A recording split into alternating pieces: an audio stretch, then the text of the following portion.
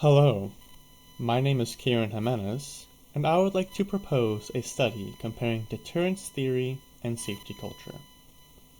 Put simply, deterrence theory says that establishing consequences for actions that go against security policy will dissuade employees from doing them.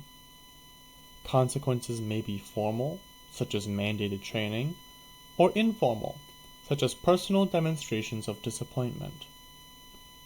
Safety culture is the idea that employees will be more likely to report issues or near misses if they do not fear being blamed, criticized, or reprimanded. Its opposite would be blame culture, where fear of reprimand leads to avoiding incident reporting or even hiding the incident.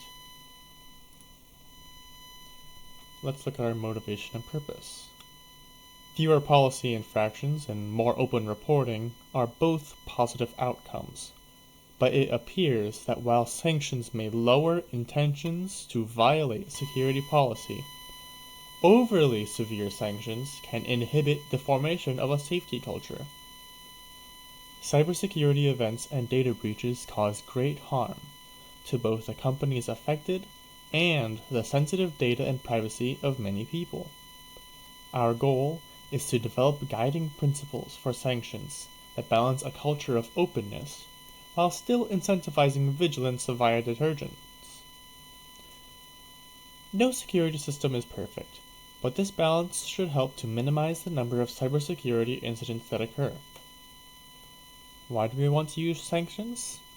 Well, according to ISO 27001, the disciplinary process is to be formal and clear in order to deter not following organization security policies.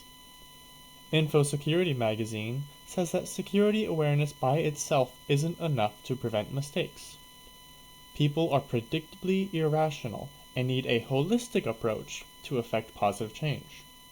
As they put it, it's like getting drivers to wear seatbelts in cars. Cybersecurity needs the technology, the awareness, and the policy via regulatory enforcement to succeed. Why have safety culture? Well, the United Kingdom NCSC recommends developing a safety culture as a core security principle for organizations. As Nash states in her article on blame culture can cause overwork, employee distress, fear of failure, and burnout. All of these are factors that can make a cybersecurity incident more likely to occur. Shift Asia states that there has been an increase to 21% in 2023 in employees not reporting cybersecurity incidents out of fear. This can delay organizational response time and increase the amount of damage a malicious actor could inflict in that critical period while they're undetected. What's the research gap? Past behavioral research from Johnson et al. Studied intent to violate security policies via responses to fictional scenarios. Intent to violate policy is not enough to get the whole picture. As ICAEW says, behind every incident we should expect multiple failings, not just a single employee violating policy. Additionally, the usage of fictional scenarios can face difficulties if the respondent doesn't see it as plausible. What they say they would do doesn't necessarily match what they would actually do. What is needed is real-world data examining past behaviors and their associated outcomes. Our research question and objectives. This project seeks to answer what level of sanction severity and certainty minimizes the number of cybersecurity incidents without creating a blame culture. Deterrence theory isn't enough on its own. Safety culture is needed. Emotional expressive incentives from the research of Burns et al., such as feelings of anger or betrayal, and techniques that employees use for neutralizing the perceived harm of non-compliance from supponent in advance, such as believing past good behavior balances out present bad behavior, are both irrational thinking, discounted by deterrence theory, that nonetheless lead to policy infractions. Colablanchi et alia state that gamification of security policy learning, incentivizing incident reporting, and, most relevant to our research, avoiding disciplinary methods are all ways to build safety culture.